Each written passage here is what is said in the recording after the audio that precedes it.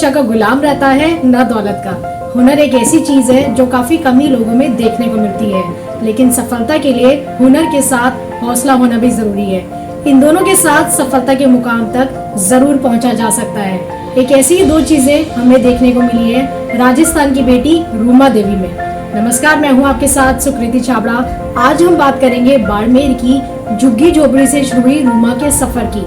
साल 2019 में विश्व महिला दिवस के मौके पर राष्ट्रपति के हाथों नारी शक्ति अवार्ड से लेकर अपनी काबिलियत के दम पर अमेरिका की हार्वर्ड यूनिवर्सिटी तक पहुंची। सिर्फ यही नहीं, कौन बनेगा करोड़पति से लेकर कई राष्ट्रीय और अंतर्राष्ट्रीय प्रतियोगिताओं तक भी रूमा भाग ले चुकी हैं।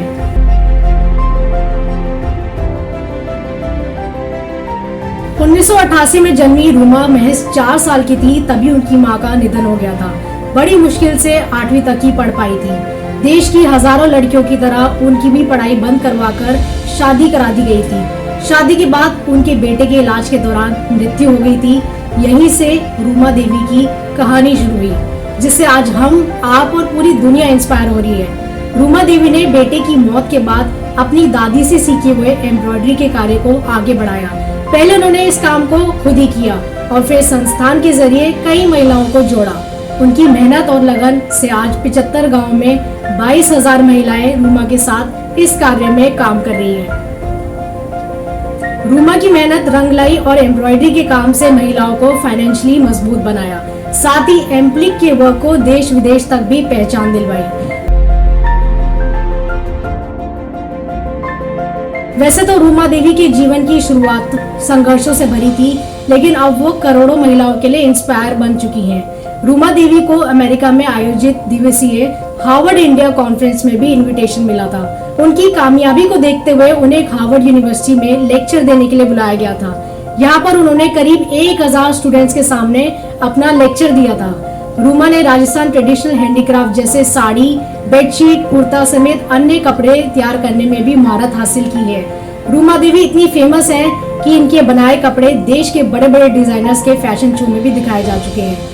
उनके बनाए कपड़ों को मॉडल्स फैशन शो में पहनकर दुनिया को दिखाते हैं। इससे साफ तौर पर हमें ये सीखने को मिलता है कि मेहनत और संघर्ष करके सफलता जरूर हासिल की जा सकती है।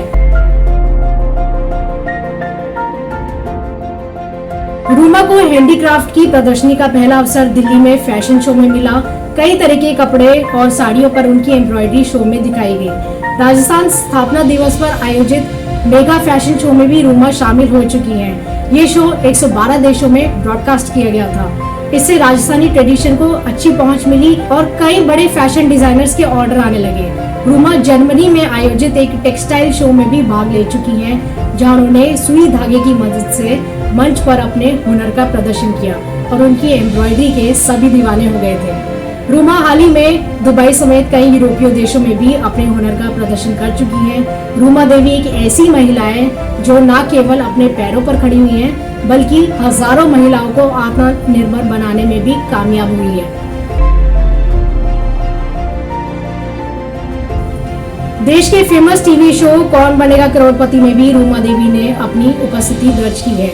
उनका चयन केबीसी की ओर से स्पेशल शो करमवीर के लिए किया गया था।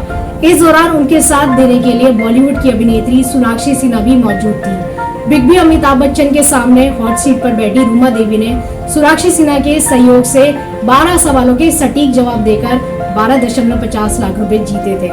रूमा ने साबित कर दिखाया कि अगर आप में जज्बा है तो तकदीर भी आपका साथ जरूर देती है।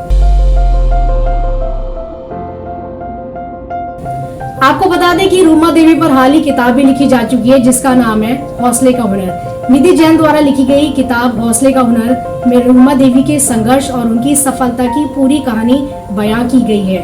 रूमा देवी ने अल्प शिक्षा, संसाधनों की कमी, तकनीकी अभाव के बावजूद किस तरह से सफलता के शिखर पर अपनी जगह बनाई, खुद अपने गांव से निकलकर विदेशों तक पहुंची और हजारों महिलाओं को आत्मनिर्भर बनाया।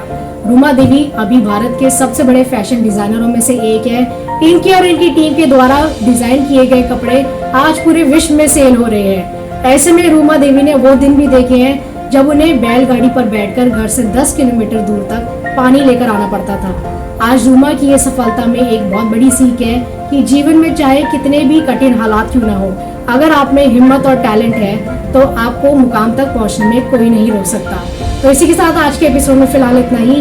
फिर मुलाकात होगी एक नए एपिसोड के साथ। नमस्कार।